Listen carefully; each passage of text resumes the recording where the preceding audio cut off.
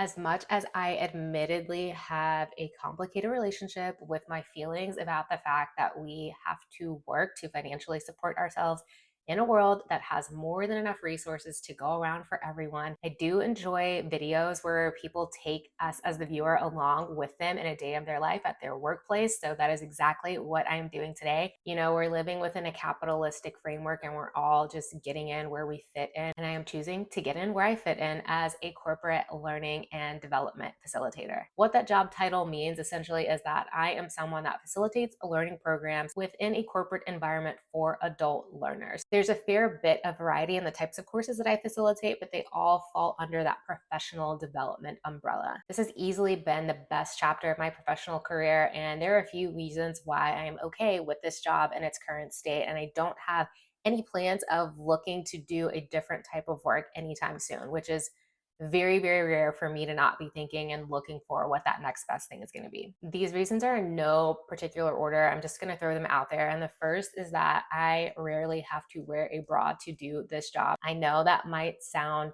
somewhat out there, but for me, that is huge. I really truly feel like I have a genetic aversion to wearing a bra on a day to day basis. It's one of those things that made my previous 9 to 5 roles just that much more irritating at the end of the day. If I'm going to be completely honest, the fact that I needed to pull myself together every single day to look presentable to the world from head to toe. And that included wearing a bra, like that just really rubbed me the wrong way. I work virtually for the majority of the time for this role that I do. So most of my courses that I deliver are in a virtual format. On average, I'd say over the past year and a half, I have had I'd say maybe 3 days out of the month where I need to physically be present in a physical space with other people. What that means is that when I am virtual, although I am on camera delivering virtual courses, I can strategically place my camera in a way where you're basically seeing the type of framing that you're seeing right now. You wouldn't be able to tell one way or the other if I was wearing a bra. It brings great joy to my life to not have to have that additional restriction be a part of my life on a day-to-day basis. I thought about not wearing a bra today because I do have this extra layer of this jacket on, but that just wasn't going to be reasonable. I knew that I needed to do some things in the classroom and I potentially might need to stretch my arms or move them for some reason. So that was not going to be a good call, especially considering that I'm wearing like this white blouse. You would have been able to see some things that I don't really want to expose if for some reason this jacket moved around in a certain way. This mini vlog that you're about to see is my only travel assignment for the month. I had one last month and I have two coming up next month for what is that, a total of, I think, 6 days that I will be face to face with other people for the first 3 months of the year. When I do need to travel for work, I am going to major cities.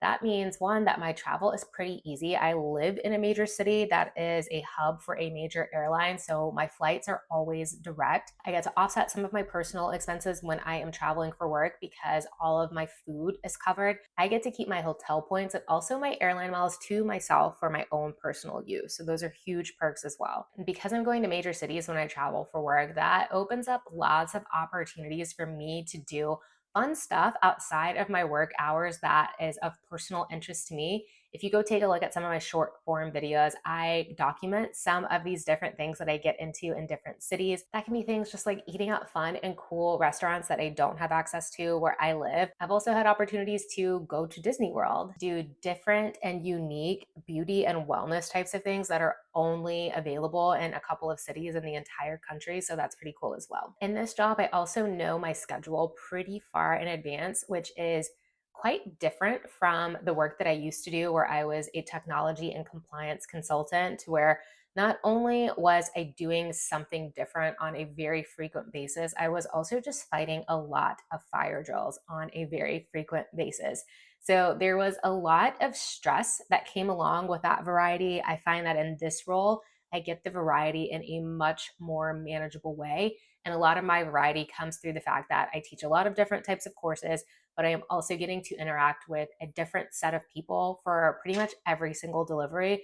And I really like that. So being able to connect with folks in different ways at different times and discuss different topics is something that is just more aligned with what I want to be doing right now. Overall, my days are a lot more flexible than they used to be.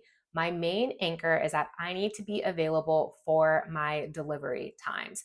The other parts of the day, I have the ability, and I think my company really does encourage making your day your own. Also, doing side projects that are in support of my team's broader goals. I have a lot of flexibility when I work on those things, as long as I am still within an average week hitting that 40-hour mark. So, flexibility on how I do that outside of my courses that I deliver. Related to that, I really love that I rarely have to wake up early or wake up to an alarm. What I did on this trip is one of the rare exceptions. My classes tend to start more in that mid morning or afternoon time slot. So that allows me to just have a much more chill morning routine compared to what it was in the past. I am just not a morning person. So I tend to be moving quite slow in the morning. And so the fact that I don't have that extra pressure to be rushing and forcing my body to do something that just does not come natural for me, that is a huge benefit as well. That's also combined with the fact that I am working from home most of the time, so I don't have to factor in the time for commuting.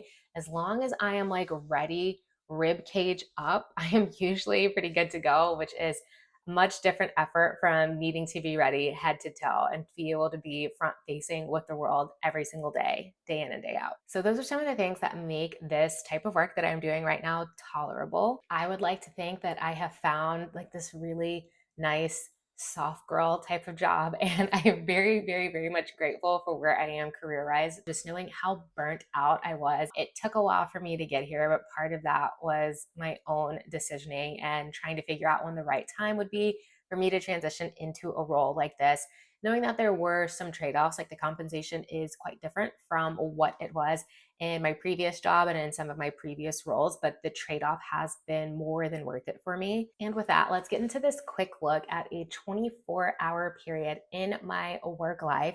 Again, this is my one travel assignment for the month. I thought this would be a great time for me to take you along with me. After the vlog part, I will come back and talk about how you might approach getting into this type of work if this is something that would be of interest to you.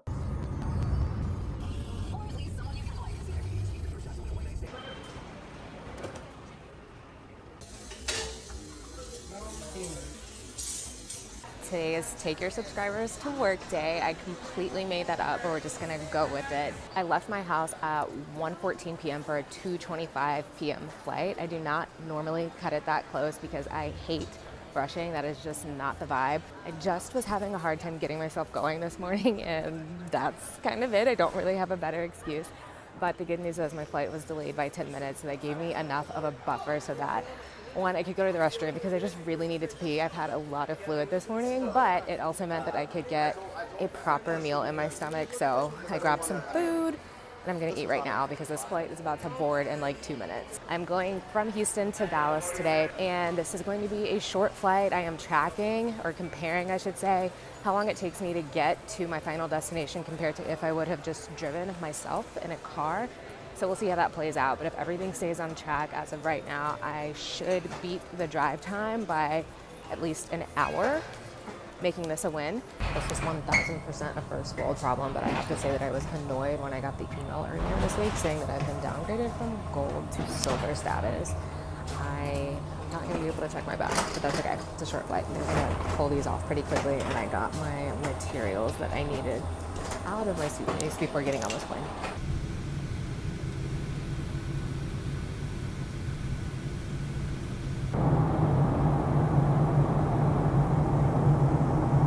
Just landed at DFW. It is 4:15 p.m. The driving time to beat is an arrival time at my final destination at 5:18. I still need to get off this plane and take a shuttle, but I did not end up having to check a bag, so that's going to help that process go a little bit faster. Even though the flight was short, a total of 41 minutes in air, I do find that I get my best focus time and my best work done on planes because no one can reach me. I typically don't even connect to Wi-Fi, even if it's an option. So I got some good prep work done to just refresh my brain on the materials for the course that I'm doing tomorrow.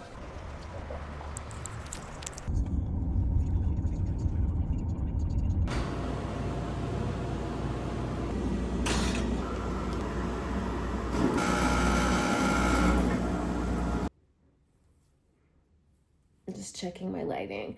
All right, I pulled up at 5 o'clock on the dot, which means I beat my projected travel time via car by 18 minutes. even with my flight being, I'd say like 30 minutes delayed overall, which is just good data for me because I'm always on the fence about whether or not I should get a rental car, but getting a rental car would factor in more time. So yes, you do have more control and you don't have to worry about flight delays, but I don't really like driving if I don't have to. And even though I'm not getting a ton of miles for flying such a short distance, I think they add up over time. I have about 25 minutes until dinner starts. I'm starving, so I'm gonna go very, very early, right when they open up 5:30, and get some food and package it up to go. I think I mentioned earlier that I did not get a lot of sleep last night, so I just don't really have the energy to socialize at dinner or anything like that. So I need to do what is best for my well-being, grab some food, come back. I will probably go to the gym after that, and then I will continue reviewing some of my materials so that I can get ready for what I need to deliver tomorrow morning. For now, I'm gonna spend this next 25 minutes or so enjoying some tea. I got a really good room location, good and bad. Good because it's close to the cafe where you can get tea and snacks. Bad because one of my favorite candies ever, these little Ghirardelli chocolate squares, they are in that cafe, which is, I don't know, maybe 20 feet to the left when you leave this room. So I'm gonna try not to overdo it with the chocolates, but I'm definitely going to indulge a little bit later. But for now, I'm just gonna do a little bit of unpacking, lay out my gym clothes and my toiletries and all that so that I can just move pretty quickly after dinner and also in the morning because I do have a very early start. My day does not usually start at 6:30 a.m. for a 7:30 a.m. delivery, but this is a unique program and really more of an exception to the rule.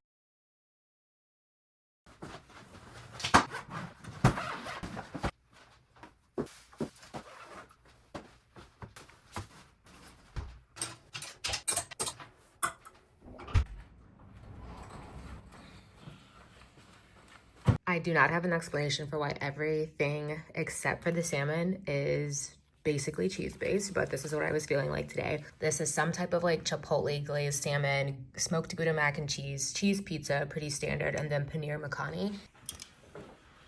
I could not be more excited about this food right now. I am so hungry. You would swear I didn't eat all day. Whatever this glaze is, it's good. Unbutton these jeans just to get a little more comfortable. Okay, so I ate like 90% of that food. I also got this cookie skillet dessert. Okay, so I was this close to talking myself out of working out because that's how tired I am. But I've decided to compromise. I was gonna do a strength training workout routine like through the Peloton app today, but I do not feel like my body needs anything above light intensity considering how little sleep I got last night. So I'm just gonna commit to doing minimum of a 20-minute walk on the treadmill. Might do some incline with that. We'll see how I feel when I get there. And that's gonna be it. I'm gonna come back to the room, shower, and gonna keep prepping for my course tomorrow. Just got back to the room. I ended up doing 30 minutes on the treadmill at like a 4.5 incline. So a decent little workout, nothing too crazy, nothing too strenuous. I got some vitamin water to get my electrolytes in. I ran into a couple of people that I know on my walk from the gym to the cafe to get this vitamin water. I stopped and I chatted for a couple of minutes, just kept it cute and quick because I really do need to wind down ASAP, and that's exactly what I'm about to do now. I'm gonna hop in the shower, do my nighttime routine, get into bed, and just go through my script, my facilitator guide one more time and call it a night pretty early. I know this is probably bad sleep hygiene, but this is my preferred mode of studying. Just let these materials bore me to sleep. Good morning. It's 6:25 a.m. I am about to grab a quick smoothie to go before I head into my classroom because the breakfast spot will be closed by the time I'm done with my class at 9 a.m.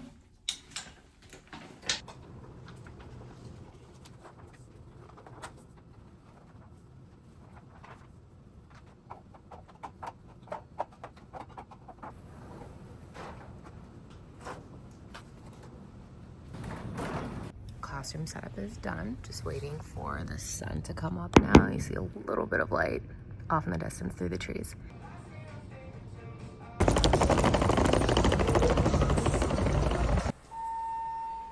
Class is done. It's 10:25 a.m. and I just got to the airport. All right, so I'm sitting on the plane. My original flight at noon was delayed because there are thunderstorms in Houston. The good news is that the flight that was supposed to take off before mine at 10 a.m.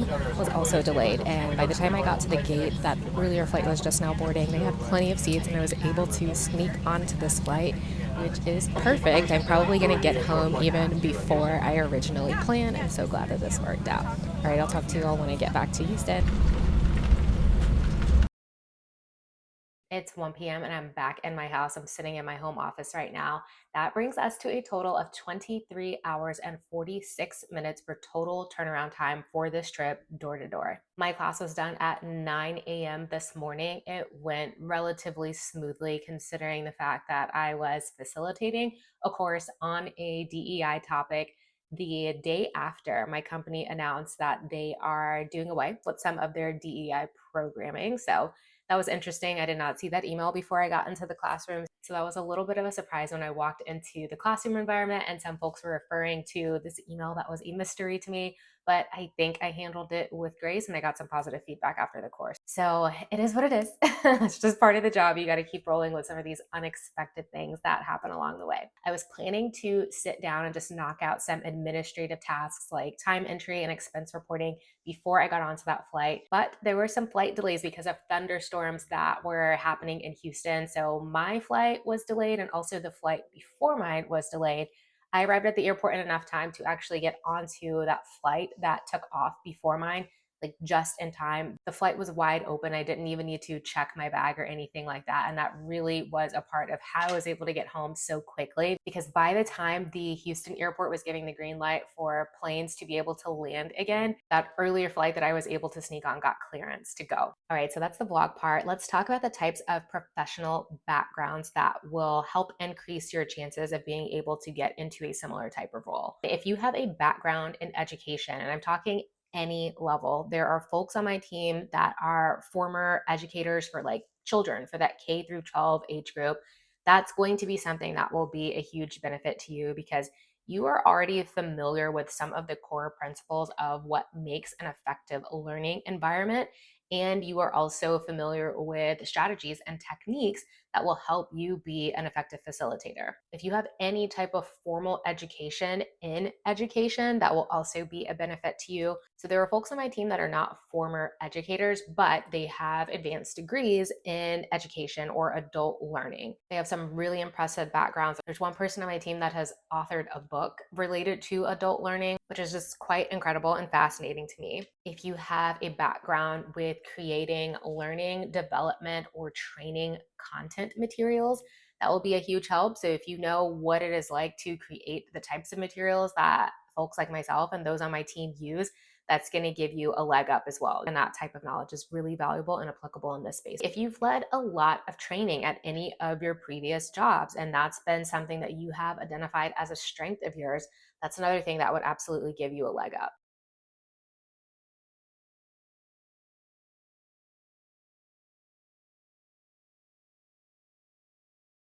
So this job is for you if you don't mind traveling. I also think there are roles that are similar to the role that I am in that do not require traveling. So just be making sure that if you're looking at these types of job postings, you are clear on whether or not travel is a requirement for that role. If you are perhaps a K through 12 teacher that maybe doesn't want to deal with the school system anymore, or you want to change your audience from kids to adults, this would be a great way to do that. This is also a great job for you if you identify as a self-improvement girly and you want to be a part of other folks' self-improvement journey within a professional setting. This is going to be right up your alley, and that is a really core driving factor for me personally. That is just an area of interest for me, and I love being able to have a role and seeing those light bulbs turn on for other folks as they are thinking through how they can apply these new concepts that we're talking about in these courses. If you're considering doing this type of work, you need to be someone that is comfortable being in front of other people,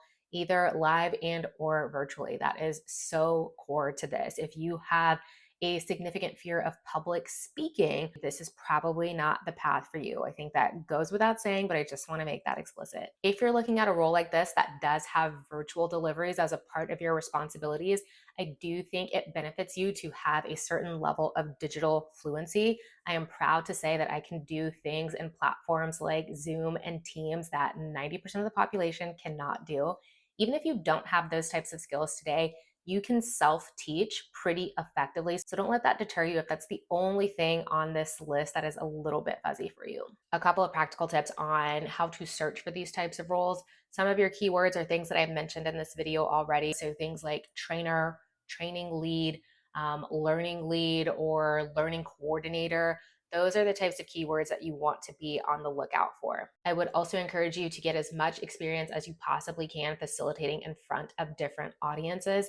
That can be in a professional setting, that could be in a community service setting. Perhaps you volunteer through a local organization or through your church, and you have opportunities to do public speaking or lead trainings in those capacities. That will help you build your resume for sure. I think one of the big things that helped me is the fact that I, as a former consultant, had a lot of exposure to a lot of different levels. So I had led training for interns. I'd had a lot of exposure to the senior leaders within our firm, like all the way up to the senior partner level.